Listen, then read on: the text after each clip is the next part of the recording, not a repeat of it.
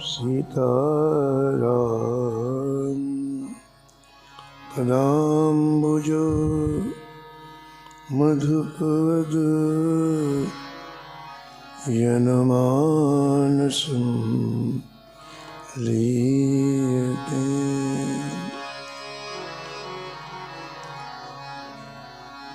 सीताराम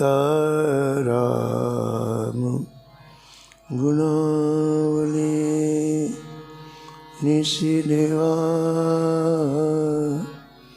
यंजीया पीयते।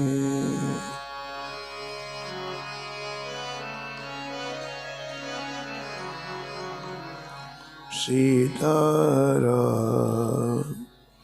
विचित्ररूपमनिशं यश्चक्षुषो भूषणम्।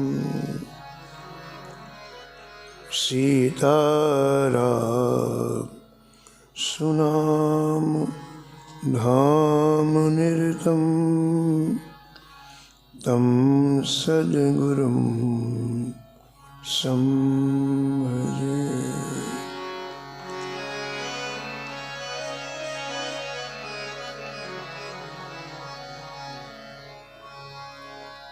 नीलाम्बुज श्यामलकोमलांगं सीतासमारोपितवामभागं पाणो महासायकचारुच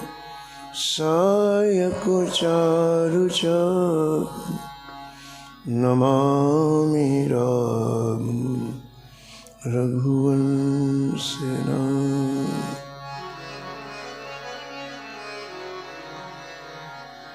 यत्र यत्र रघुनाथ कीर्तनं तत्र तत्र कृतमस्तकाञ्जलिः। बाष्पवारि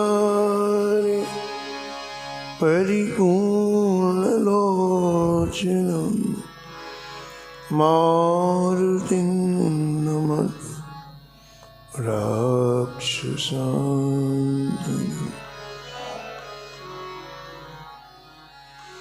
वाञ्छाकल्पतरुभ्यश्च कृपासिन्धुभ्यः एव च पतितानां पावनेभ्यो श्रीवैष्णवेभ्यो नमो नमः।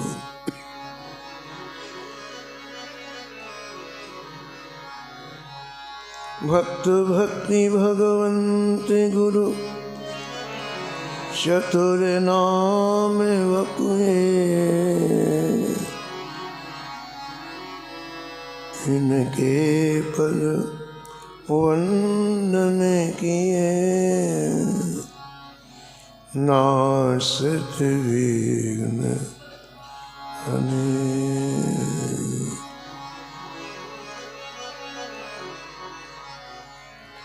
हरिजुआय विराज कथा सुनहु इतिहास।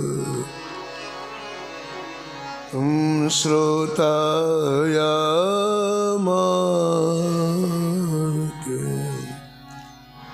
तुम पद रज मम।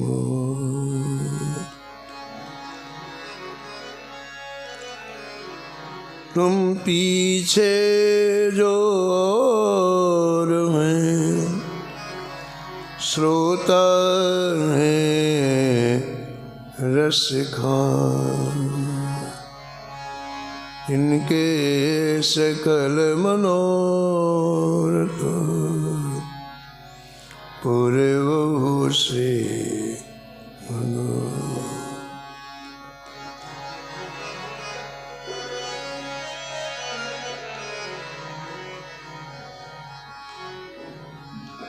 राधे राधे गोविंद गोविंद राधे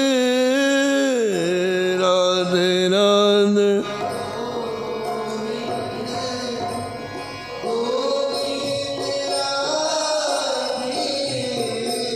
राधे राधे गोविंद गोविंद राधे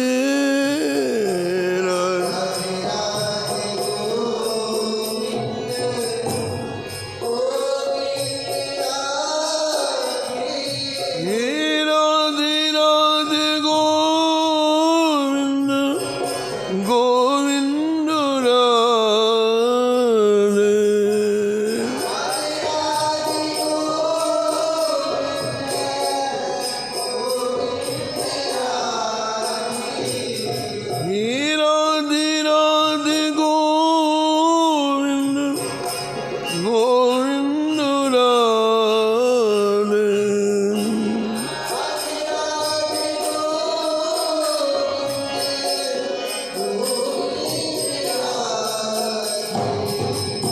राधे राधे गोविंद गोविंद राधे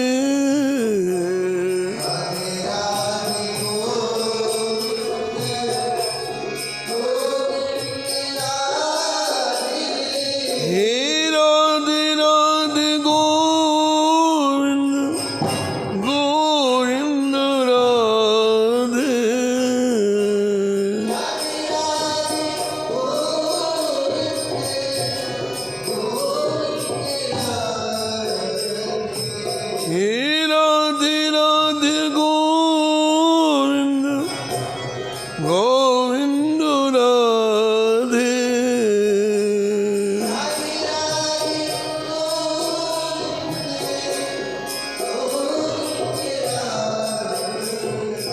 हे राधे राधे गोविंद गोविंद राधे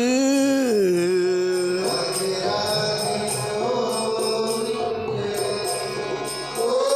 गोविंद गोविंद राधे राधे राधे गोविंद गोविंद राधे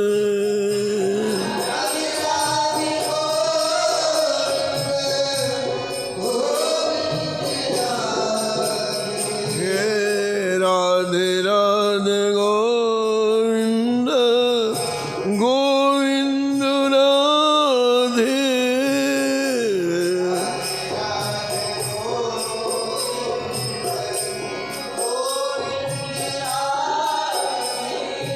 हे राधे राधे गोविंद गोविंद राधे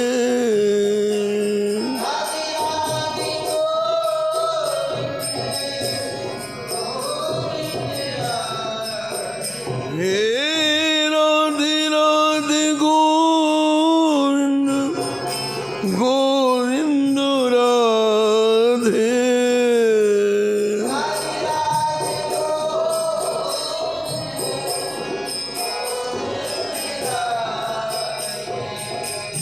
श्री जानकी वल्लभ लाल की श्री मंगल मूर्ति हनुमान जी महाराज की सपरिकर श्री भक्तमाल जी की सब संत भगवान की श्री स्वामी अग्रदास जी महाराज की श्री नाभाजी महाराज की श्री प्रियादास जी महाराज की श्री वृंदावन धाम की श्री बांके बिहारी लाल की श्री राधा वल्लभ लाल की श्री गिरिराज जी महाराज की श्री यमुने महारानी की श्री रामनाम महाराज की श्री महाराज जी की श्री रामानंदाचार्य भगवान की श्री रामनाम महाराज की जय जय श्री राम।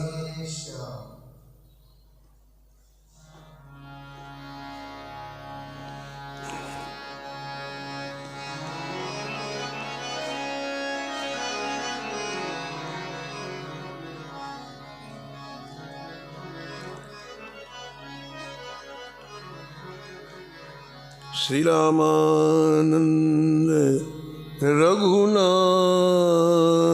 जो द्वितीय से तो जग तरण कियो। श्री रामानंद रघुनाथ जो द्वितीय से जग तरण। अनंतानंद कबीर सुखा सुर सुर पद्मावत नर हरि।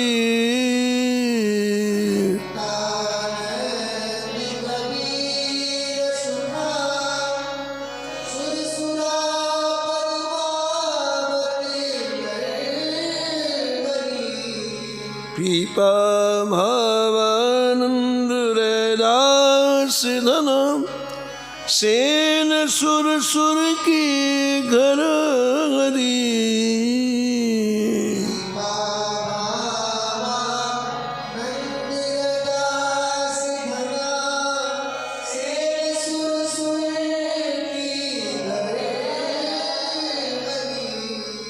औरों शिष्य प्रशिष्य एक थे एक उजागर।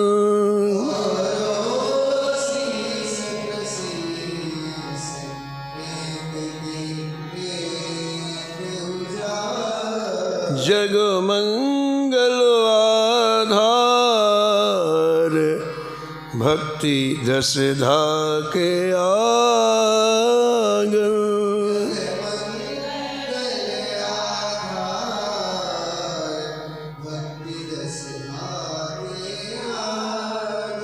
बहुत काल बपुधारी के प्रणत जनन को पार दियो।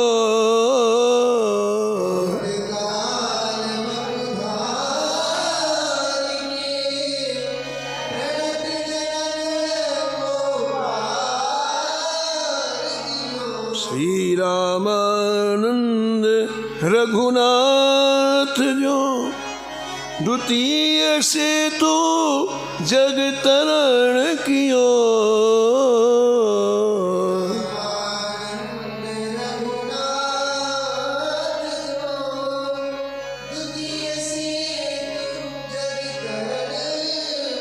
द्वितीय से तो जग तरण कियो।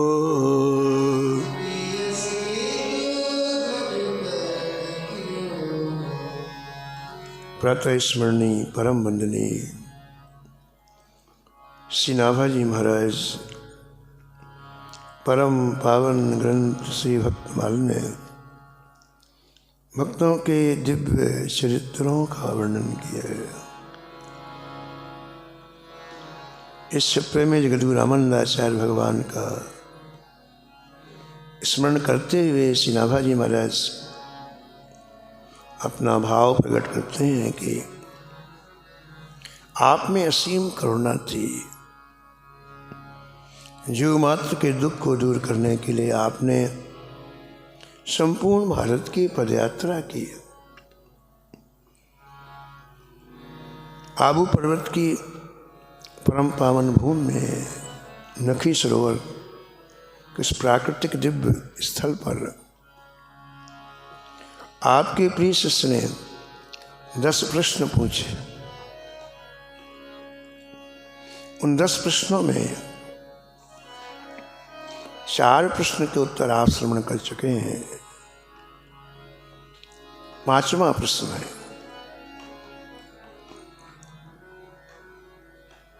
पांचों प्रश्न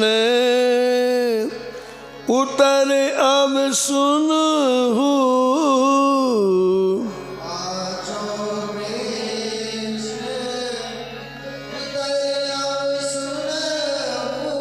धर्म तत्व सादर सुन गुण।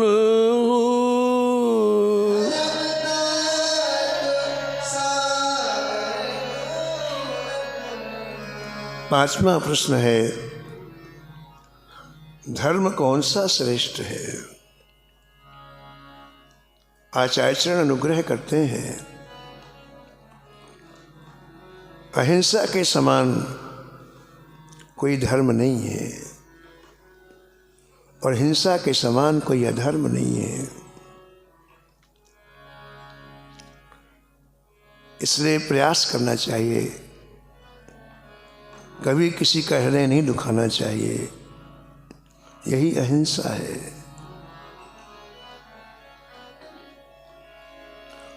किसी भी जीव के बाहर के आकार को न देख करके उसके हृदय में विराजमान अपने इष्ट को देखना चाहिए। और उसके हृदय में हमारे इष्ट है, इसलिए मन से, वचन से, कर्म से हमेशा वंदन करना चाहिए। देखो श्री रामानंदाचार्य भगवान कहते हैं कि हम जितने भी शुभ कर्म करें, तब करें, वो सब प्रभु को समर्पण कर देना चाहिए। कंचन और कामनी की आसक्ति जीव को श्री ठाकुर जी के चरणों से दूर कर देती है। इस आसक्ति को त्याग करके भगवान के चरणों में प्रेम करे। हे वस, सबसे श्रेष्ठ धर्म तो ये है कि वैष्णव की सेवा करे, संतों की सेवा करे और श्री हरि की सेवा करे। सर्वश्रेष्ठ यह धर्म सुधरई, सर्व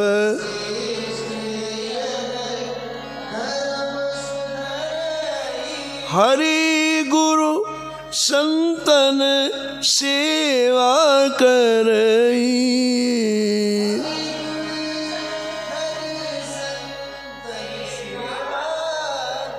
हरि गुरु संतन सेवा करई, हरि गुरु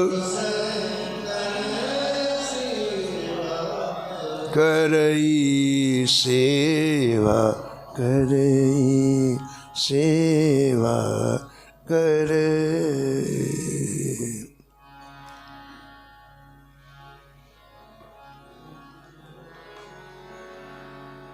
नाभाजी ने मंगलाचरण में यही बात लिखी। सब संतन निर्णय कियो, मत श्रुति पुराण इतिहास, भजबे को दोई सुगर, के हरि के हरिदास, के हरि के हरिदास। सेवा करने वाले लायक यही हैं, श्री हरि, श्री संत। आचार्य कहते हैं कि इनकी सेवा से सब कुछ प्राप्त हो जाता है। ज्ञान प्राप्त हो जाता है, वैराग्य प्राप्त हो जाता है और भक्ति प्राप्त हो जाती है।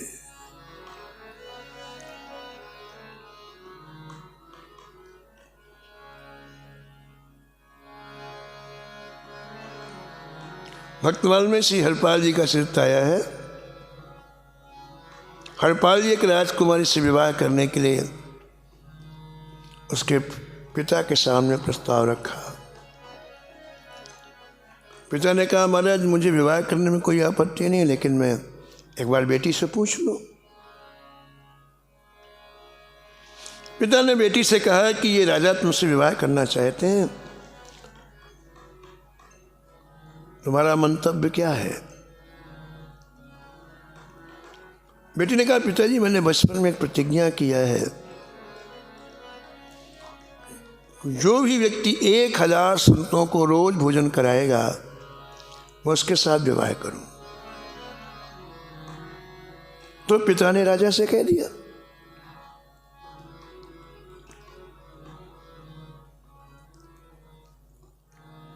तो राजा की वृत्ति इधर नहीं थी। राजाओं का स्वभाव तो अच्छा खाओ, अच्छा पियो, अच्छी तरह से सुख सुविधा में रहो, बस इतना ही होता है। लेकिन उस राजकुमारी में आसक्ति होने से उसने स्वीकार कर लिया। 1000 संतों को जुटाना, उनको रोज भोजन कराना राजा का क्रम बन गया। और संत सेवा करते करते महाराज धन की आसक्ति, राज्य की आसक्ति, कंचन कामनी की आसक्ति सब अपने आप चली गई। केवल संत सेवा ही बची रही। श्री हरिपाल जी को संत सेवा में रस आने लग गया। मन को रस ही तो चाहिए, फिर ये मन कहीं नहीं भागता है। मन को जब तक रस नहीं मिलता तब तक ये छटपटाता है, भागता है।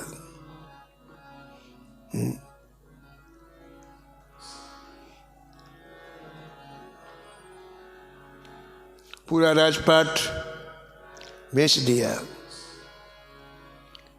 पूरे महल बेच दिए, पूरी जमीनें बेच दी, लेकिन संत सेवा बंद नहीं की। रानी के पूरे आभूषण बेच दिए, लेकिन संत सेवा बंद नहीं की। यह स्थिति हो गई कि चोरी करनी पड़ी,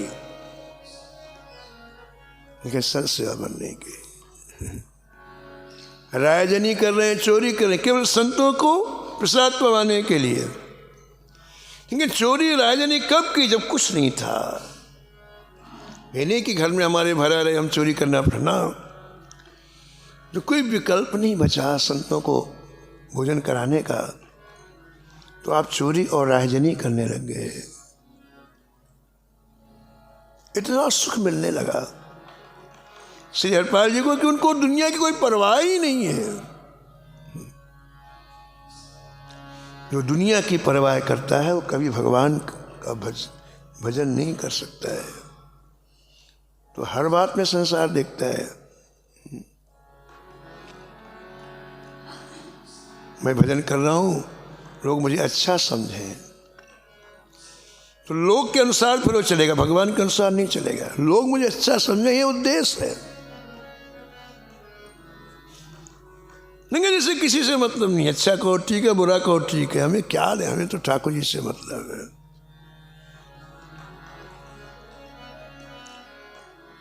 सब कुछ दे दिया, लेकिन संत सेवा बंद नहीं की।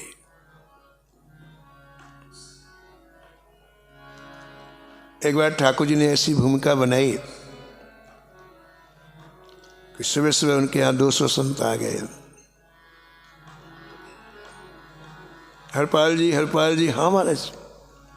हरपाल जी ने कहा महाराज बड़ी कृपा की, आज आप दोपहर में आते थे, आज प्रातः काल। अरे भैया हम दूर गांव से आए हैं, जंगली मार्ग से आए, 7 दिन हो गए चलते चलते, कहीं कोई गांव नहीं मिला, बहुत भूखे, जल्दी करो, दोपहर का समय मत देखो, अभी जल्दी से कुछ ना कुछ खिलाओ हम लोगों को। अब 1-2 नहीं, पूरे 200। हरपाल जी ने पत्नी से पूछा, पत्नी कहा महाराज अभी तो आप गए नहीं हैं, जाओगे फिर लूट करके लाओगे तो रसोई बनेगी तो संत पाएंगे। अभी तो सुबह 4 बजे का समय है, तो मैं इनको भोजन नहीं दे पाऊंगा। इस बात का इतना कष्ट हुआ, इतना दुख हुआ कि पछाड़ मार करके गिर पड़े हरपाल जी। इस सेवा की आसक्ति तो देखो आप,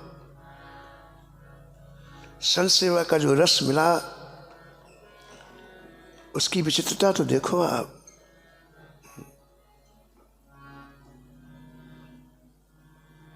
मैं संतों को भोजन नहीं करा पाऊंगा, इसकी इतनी पीड़ा हुई, इतना कष्ट हुआ कि प्राण कंठगत आ गए, ऐसा लगा प्राण छूट जाएंगे।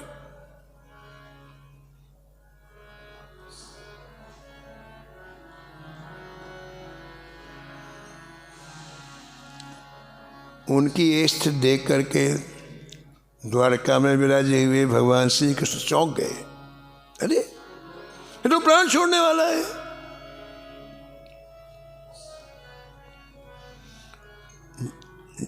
रुक्मणी को लेकर के महाराज हरपाल जी के उस छोटे से घर कुटिया में प्रकट हो गए, जहाँ हरपाल जी बेहोश पड़े। हरपाल जी हरिपाल जी हरिपाल जी जोर जोर से आवाज़ लगाने लग गए। आँख खोली, देखा कोई सेठ जी आए हुए हैं। ठाकुर जी सेठ जी के रूप में आए। हरपाल जी की चेतना वापस लौट आई। ऊपर से नीचे तक देखा, अरबों रुपए के आभूषण ठाकुर जी पहन के आए थे, अरबों रुपए के। हरपाल जी ने कहिए क्या बात है, आपके आने का प्रयोजन क्या है यहाँ पर? श्री ठाकुर जी बोले, हरपाल जी हमने आपके बारे में बहुत सुना है कि आप जंगल से लोगों को सुरक्षित पार कर देते हैं। हमें इस पहाड़ के उस पार जाना है, कुछ ज़रूरी काम से, हमें आप पहुंचा दो। आपका मेहनताना हम दे देंगे, और आपको विश्वास नहीं हो तो ये आप कुछ पहले से रखो, एडवांस रख लो। ऐसा कह के भगवान ने 5 तोले सोने की गिन्नी निकाली हरपाल जी। वो सोने की गिन्नी देख के हरपाल जी को इतनी खुशी हुई, इतनी खुशी हुई। रानी के पास गए, कहा देवी जल्दी करो, संतों को बाल भोग की व्यवस्था करो, अभी मैं आता हूँ, और राजभोग की व्यवस्था करके मैं आता हूँ, तुम इसकी बाल भोग। पहुँचाने के लिए ठाकुर जी को गए तो हरपाल जी का एक मापदंड था कि वैष्णव को नहीं लूटते थे, वैष्णव का धन नहीं लेते थे। जब दोनों चलने लग गए, श्री ठाकुर जी और रुक्मणी जी, तो हरपाल जी कान लगा के सुनने लगे कि आपस में बात क्या करते हैं। क्योंकि व्यक्ति के अंदर जो रहता है वही तो बात करता है कि कहीं वैष्णव तो नहीं है, वैष्णव होंगे तो इनको नहीं लूटूंगा। भगवान समझ गए कि हमको लूटेगा नहीं तो फिर संसेवा कैसे होगी। तो भगवान नास्तिकों के सलीके बात करने लग गए। भगवान बोले कि घर से चलते समय तो जोड़ी में ताला लगाया था कि नहीं? अरे इतने पैसे ब्याज का आने वाला था, उसको रजिस्टर में लिखा कि नहीं लिखा? अमुक जगह इतना सोना रखा था, अमुक जगह इतने हीरे रखे थे। हरपाल जी के कान पक गए कि 1 घंटे की यात्रा, एक बार भी राम नहीं कहा, एक बार भी कृष्ण नहीं कहा, सोना चांदी सोना चांदी सोना। ये पक्के नास्तिक हैं। फिर विचार किया, बहुत से लोग अंदर से वैष्णव होते हैं,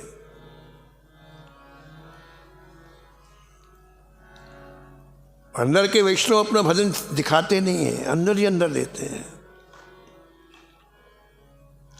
इसलिए अंदर के वैष्णव हैं कि नहीं, इसकी परीक्षा करना चाहिए।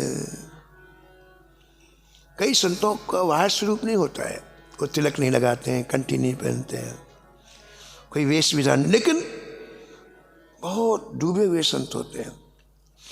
अपने आप को छिपाने के लिए वैसे रहते हैं। अति अनन्य जे हरि के दासा,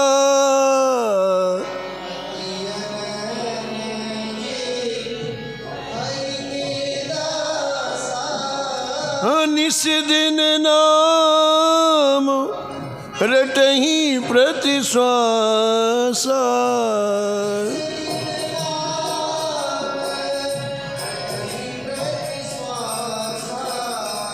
तुलसी ते ही समान नहीं होई,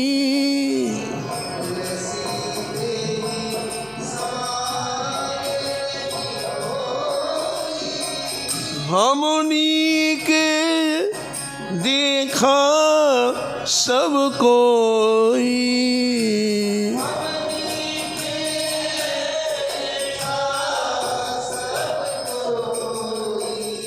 हमनी के देखा सब कोई।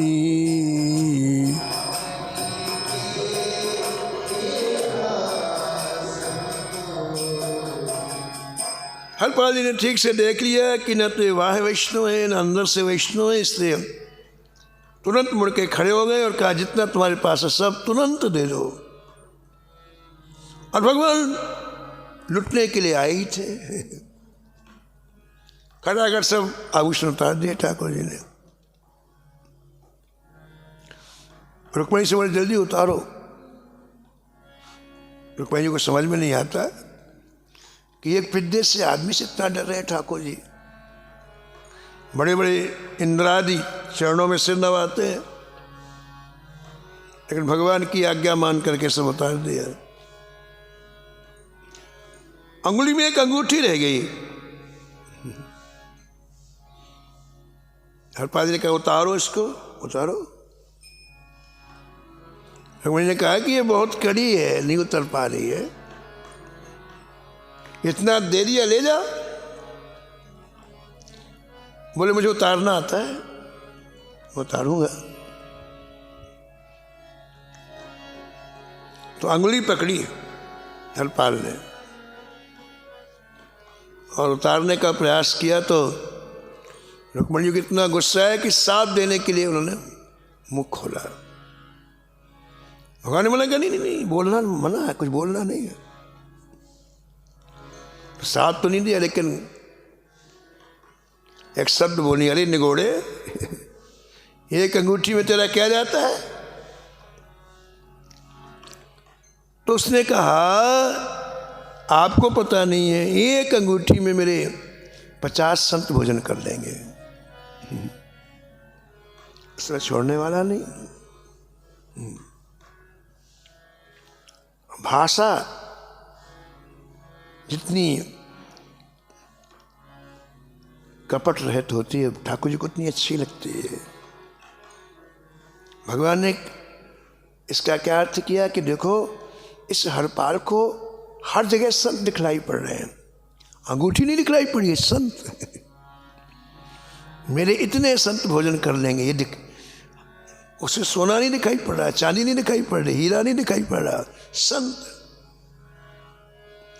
संतों की सेवा करते करते संत में दृष्टि बन गई तो भगवान प्रकट हो गए, असली स्वरूप में भगवान प्रकट हो गए। कस्तूरी तिलक ललाट पटले वक्षस्थले कौस्तुभम नासाग्रे बर मौक्तिकम करतले कंकणम। प्रकट हो गए। अब आश्चर्य हो गया ठाकुर जी को, अरे मैंने क्या किया। ठाकुर जी का आभूषण उतरवा लिए, कांपने लगे भय से, डरने। प्रभु मुझे क्षमा कर दो, मेरे से गलती हो गई, क्षमा कर। भगवान ने कहा नहीं नहीं नहीं,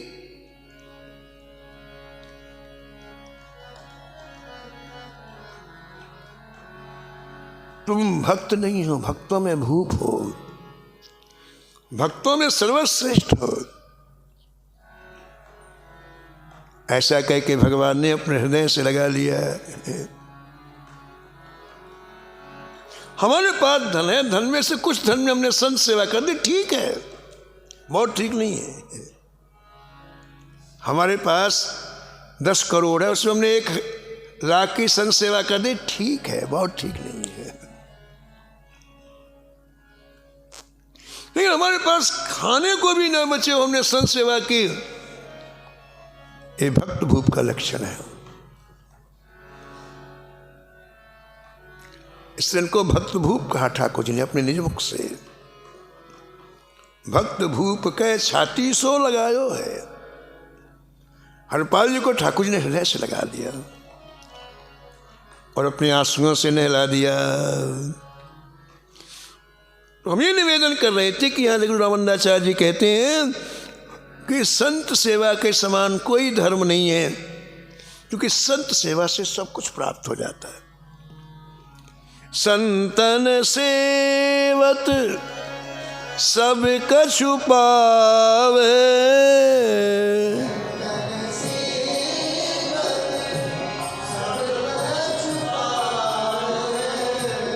संतन सेवत सब कछु पावे।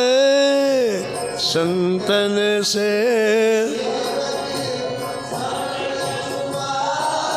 हाँ ज्ञान विराग भक्ति प्रकटावे।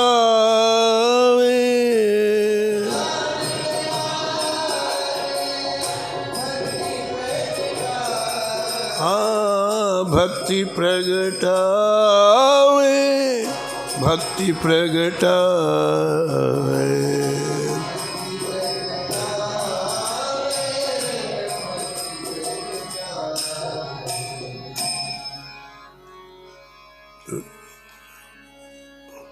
संत श्री हरि की सेवा करना चाहिए,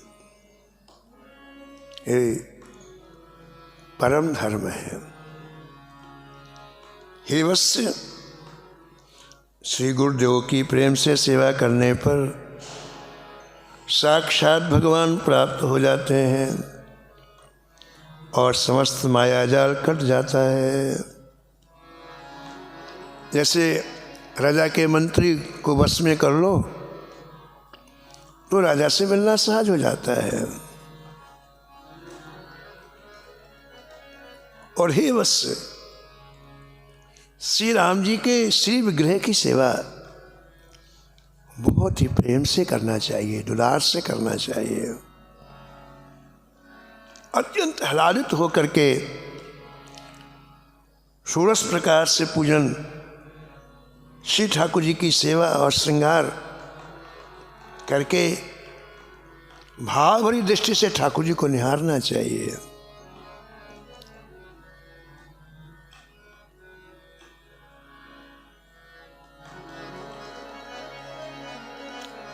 जो रमन्नाचार्य भगवान कहते हैं कि इस कलयुग में भगवान ने कृपा करके, श्री साक्षात ठाकुर जी ने कृपा करके मूर्ति रूप धारण किया है भक्तों को सुख देने के लिए।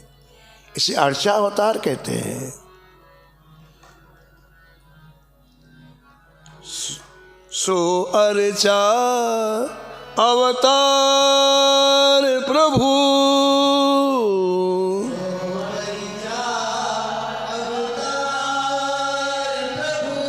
धारत भक्तन हेत,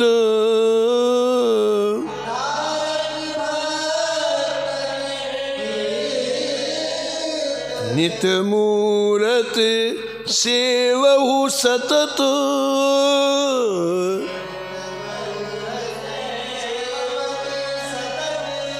अति आसक्ति समेत,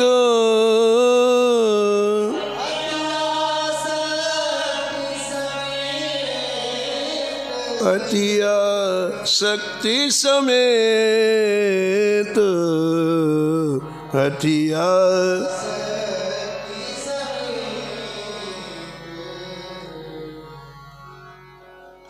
भाव से, प्रेम से श्री अर्चा विग्रह की जब हम सेवा करते हैं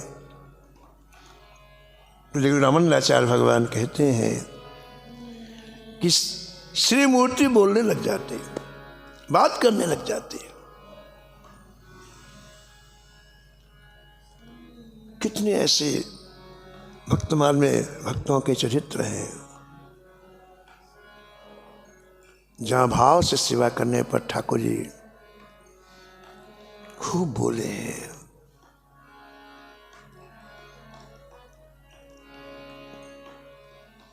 गुंजामाली जी का चरित्र आया है भक्तमाल में। लाहौर के रहने वाले थे। भगवान को गुंजाओं की माला बहुत पसंद थी तो ये भी गुंजाओं की माला धारण करते थे। छोटा सा फल होता है काला काला गुंजा, ब्रज में बहुत होता है, तो लोग इनको गुंजामाली जी कहने लगे। गुंजामाली, गुंजामाली, गुंजा। इनका एक बेटा था, बेटे का विवाह कर दिया, बहू आ गई।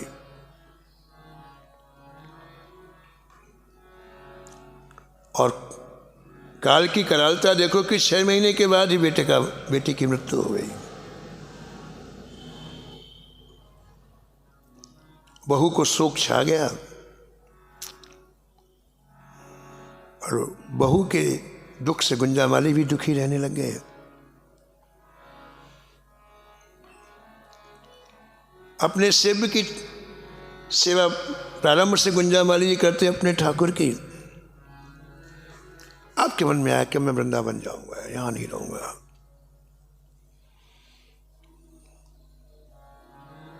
तो विचार किया कि अंतिम बात बहू को कह के मैं जाऊंगा। घर में कोई 2 ही सदस्य, गुंजामाली जी उनकी बहू, बेटा था, बेटे की मृत्यु हो गई।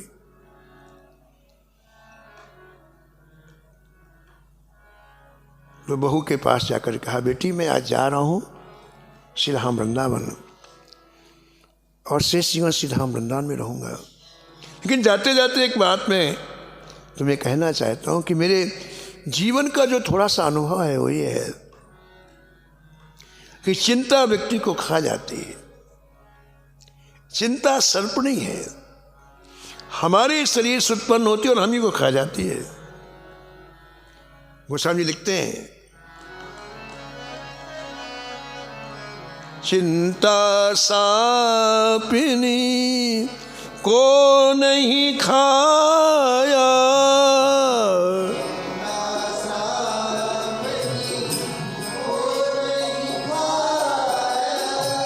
को जग जाए न व्यापी माया।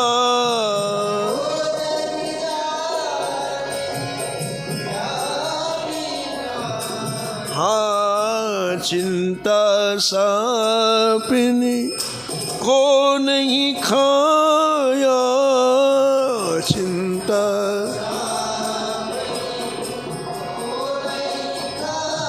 हाँ को जग जाए न व्यापी माया।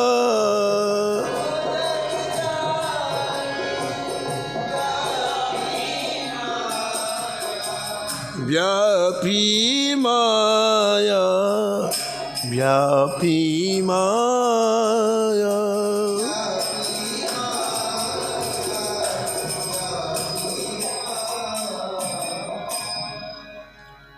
मेरा अनुभव है बेटी, चिंता मनुष्य को खा जाती है।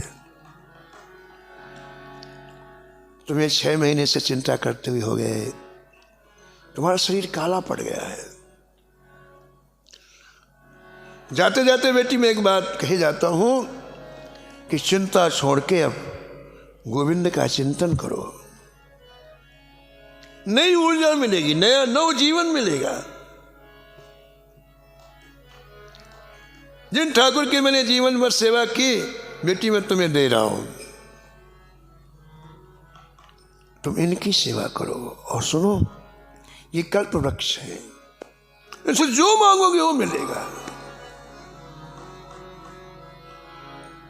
गुंजामाली चले गए, लेकिन गुंजामाली की बहू को अपने ससुर की बात हृदय में प्रवेश कर गई। आज पहला दिन है, ठाकुर जी की सेवा करनी है। स्नान आदि करके श्री ठाकुर जी की सेवा के लिए हर चीज स्वयं बनाई, ठाकुर जी का स्वयं श्रृंगार किया और ठाकुर जी की सेवा में लगने वाली वस्तुओं को अपने हाथों से संवारना प्रारंभ किया।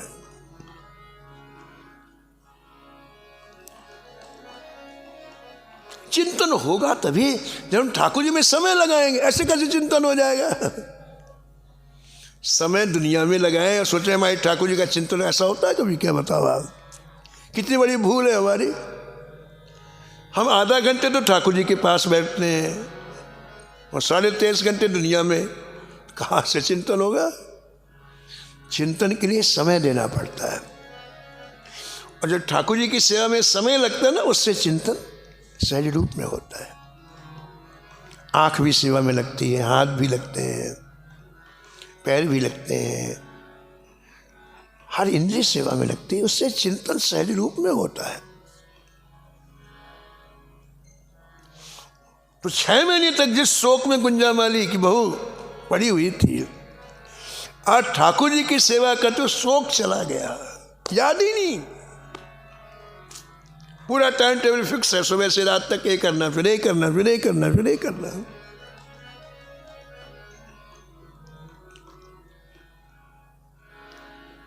जीवन में वो कष्ट वरदान हो जाता है जो कष्ट ठाकुर जी के चरणों में एकाग्र कर दे।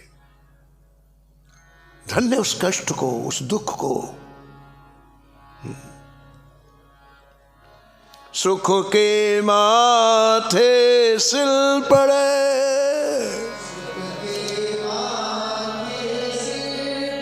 जो नाम हृदय से जाए,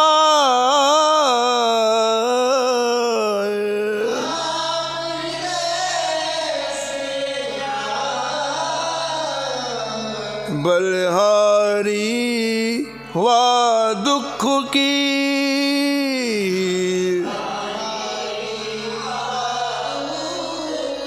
जो पल पल नाम रटाए,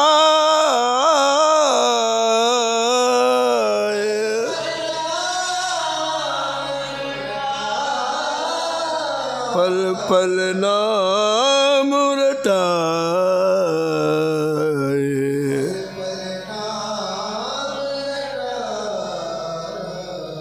सेवा में एकाग्रता आ गई।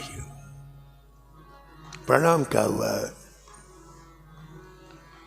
गुंजामाली की बहू को देख के ठाकुर जी मुस्कुराने लग गए। आसक्ति हो जाए सेवा में, संसार की आसक्ति हो तो संसार अपने आप याद आता है, ना माला लेना पड़ता है, ना आंख बंद करना पड़ता है, 24 घंटे याद आता है। ऐसी सेवा में आसक्ति हो जाए ना तो ठाकुर जी बोलते हैं। ठाकुर जी मुस्कुराने लग गए। गुंजामाली की बहू थाल लेके आती, बड़े प्रेम से अनेक तरह की वस्तुएं बनाती है ठाकुर जी के राजभोग के लिए। वो थाल लेकर के यहीं सामने रख के ऐसे पर्दा लगाने लग गए। ठाकुर जी ने पर्दा पकड़ लिया, सामने बैठो तब हम आरोग कहेंगे। गुंजामाली की बहू सामने बैठ गई, प्रत्यक्ष महाराज मूर्ति से प्रकट होकर ठाकुर जी अपने हाथ से आरोगने लग गए। रोज का क्रम बन गया।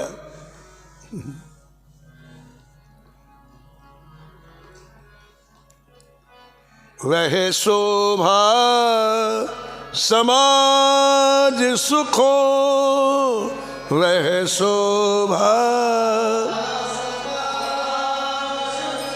कहत न बने खगेश,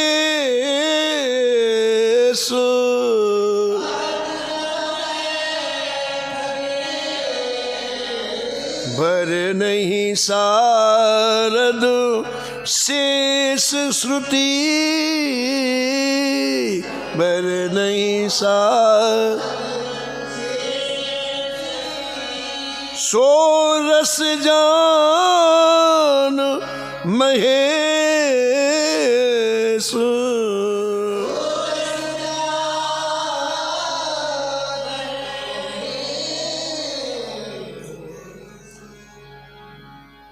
देव रामाचार्य भगवान कहते हैं कि जब इस आसक्ति पूर्वक सेवा की जाती है तो इस अर्चा विग्रह बोलते हैं। वर्तमान में कम से कम 100 कथाएं होंगी, यहाँ ठाकुर जी ऐसा बोलते हैं। सो अर्चा अवतार प्रभु धारत भक्तन हेतु, नित मूरत सेवहु सतत अतियासक्त समय। रामाचार्य महाराज कहते हैं कि यही सर्वश्रेष्ठ धर्म है। जिसने इस धर्म को धारण किया वह निश्चित रूप से भगवान के धाम को प्राप्त करता है। अब 6वां प्रश्न है, वैष्णव भक्त कितने प्रकार के होते हैं, इस प्रश्न का उत्तर आप कल श्रवण करेंगे। समय की मर्यादा में वाणी को यहीं विराम।